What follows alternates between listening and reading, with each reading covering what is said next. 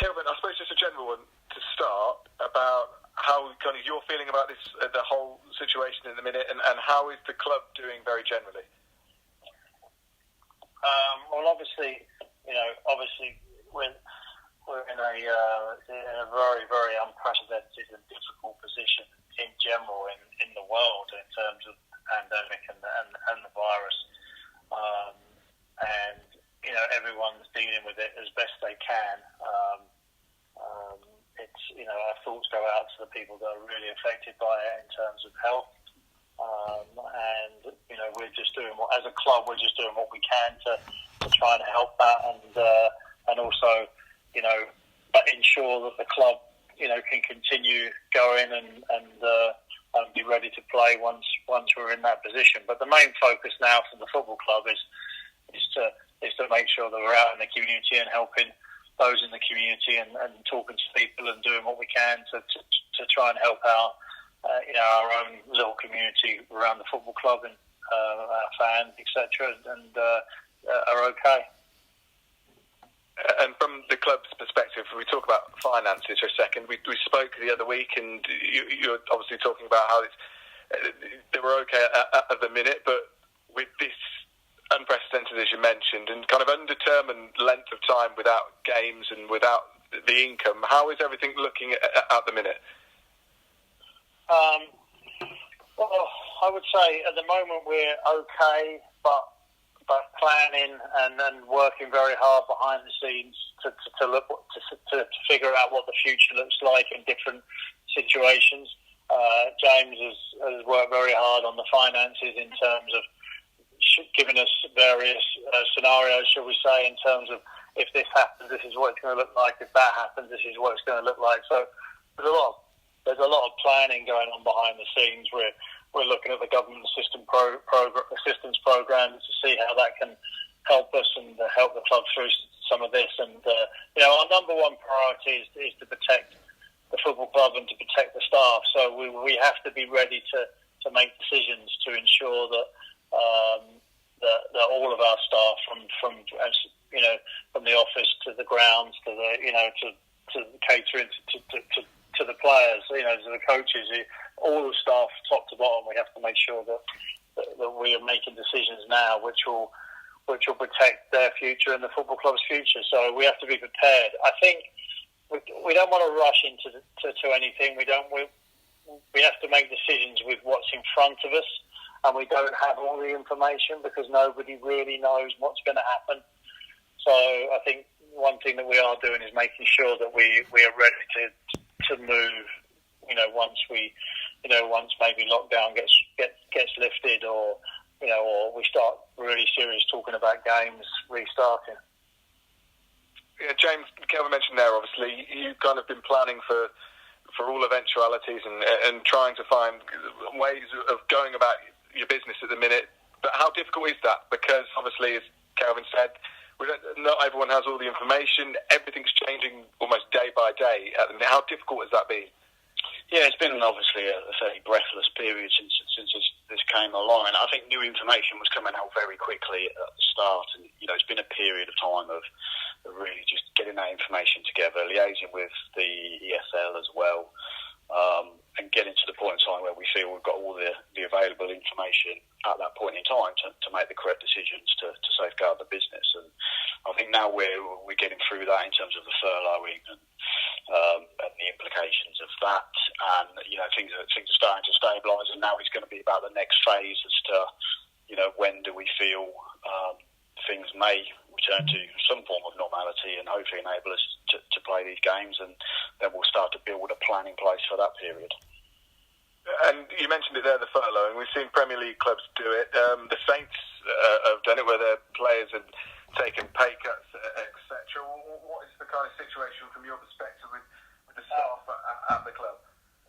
In terms of, we've made a commitment that the staff and players will get paid 100%, whilst taking whilst we're going to basically top up their salaries to ensure that they're not affected by this financially in the short term, for sure.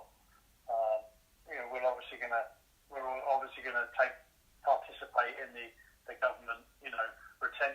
job retention schemes because that's what they're there for. They're to help businesses get through a period of no income, which we're in right now. And people have to remember as well, from a cash flow position, this is a very impacting time for football clubs, because this is when season tickets go on sale. So there's a lot of football clubs that were expecting some cash flow to come in over the next few months, so that's not going to come in, and that's a whole different discussion that we're having with internally. But in terms of the staff, we expect them. We whilst taking advantage of making use of the government job retention schemes, and furloughing, we'll also be topping that up. So staff and players at this point won't be affected, and will be getting paid. Let's talk about the kind of on-the-pitch stuff then. And how optimistic in your conversations with the EFL, with the football clubs, I know you can't know for certain, but how optimistic are you that this season that it's been postponed will be finished?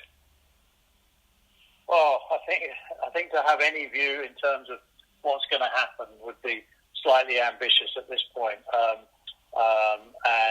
would be just a guess rather than based on any sort of fact.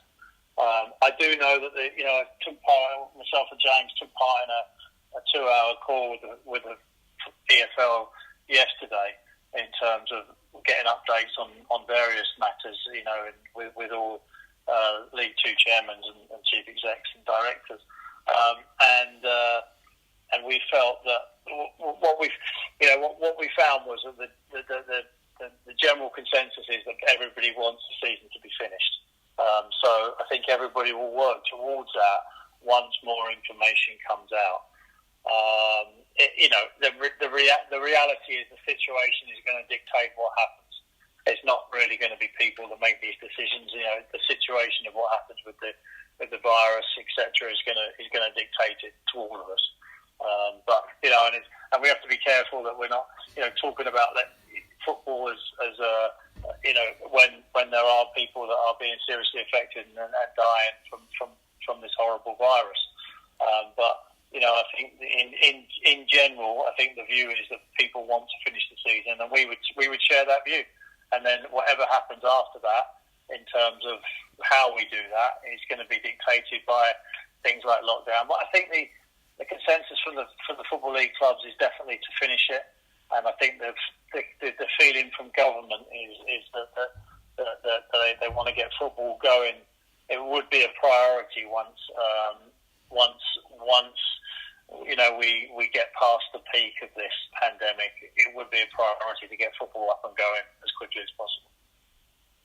And I suppose that we've spoken about this before, and not to go over old ground too much, but I suppose this problem is moving closer.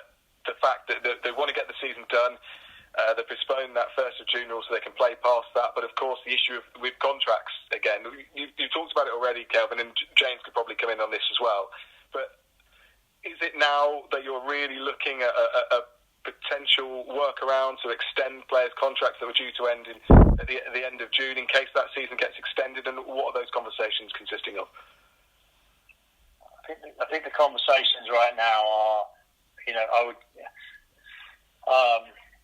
at a higher level right now in terms of, Premier League, Football League, and PFA are having those discussions to see if we can have a collective position. I think that one of the biggest problems is that we have, whilst we have a collective contract, or we have a standardised contract within the league, all the contracts are individually negotiated.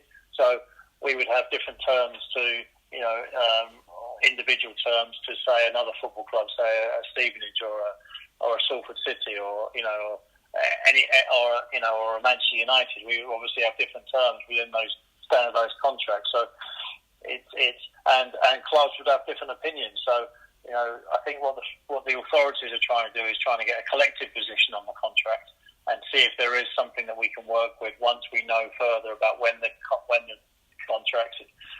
season's going to potentially finish, and then we could all sign up to that collective view, because it could become a bit of an issue if suddenly clubs were doing different things, and some were releasing players at the end of it, and some were not, and that becomes a bit of a nightmare. So I think the higher level conversations are taking place this week, and I think there'll be a bit more clarity hopefully next week in terms of if there is a position on that.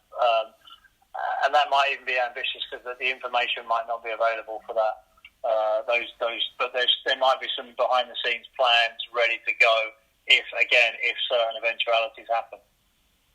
Yeah, I think just on that, I'll just say, I think we're in unprecedented times, and it's going to take some unprecedented solutions maybe to achieve that if the season does go on, as we think maybe beyond the end of June. But obviously, normally the players that you're signing or extending the new contract start on the 1st of July. Traditionally, when players come back in for pre-season, but pre-season and the start of the season's moved. So I think if everybody wants to complete the season, and I think that you'd include the players in that as well.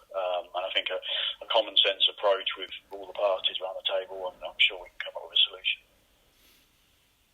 Just a final one from me. I suppose on a positive note, if we talk about the accounts that were published today, I know they aren't going to take into effect, obviously, the coronavirus, etc. But you've spoken about it, and Keith Gale's actually spoken about the good housekeeping, and you've £500,000 off your losses. It's a good sign for the club.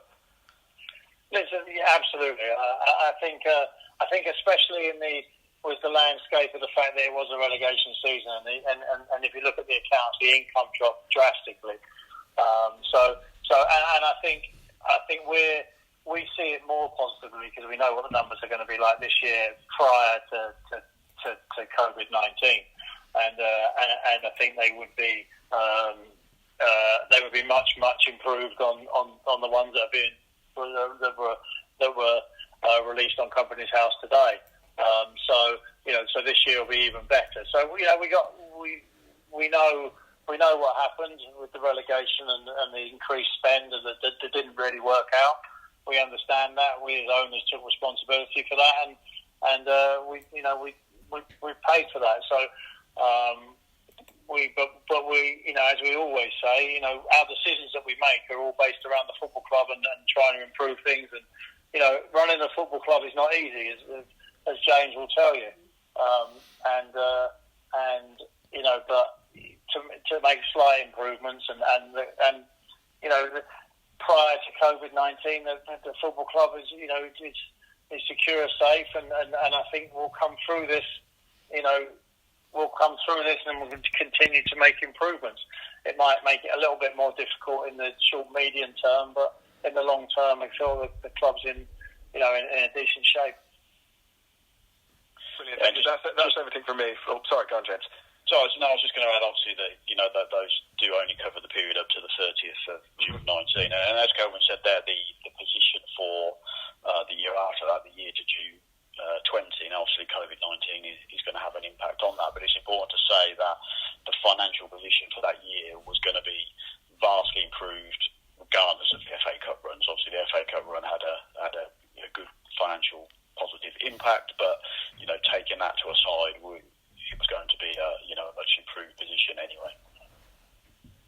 Perfect. Thanks, guys. That's everything from me. I'm sure James has a couple of questions as well. You were just speaking about contracts there. I guess something else that has to be looked at is the transfer window. It's obviously due to open soon, and it's also due to shut before the start of next season. I'm guessing, has there been conversations or any talk about? I mean, I've seen reports suggesting that it could be extended. I believe,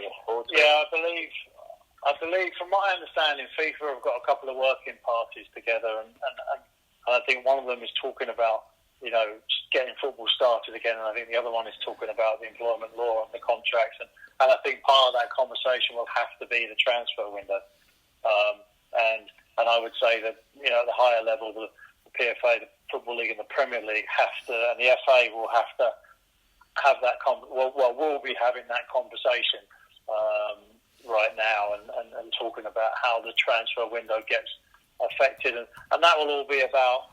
That will all be about when the season starts and finishes, and we have to welfare wise we have to make sure that there's physically there's a rest between the seasons, and whilst that's going to be another challenge is all of a sudden we're going to have a 9-game season plus playoffs.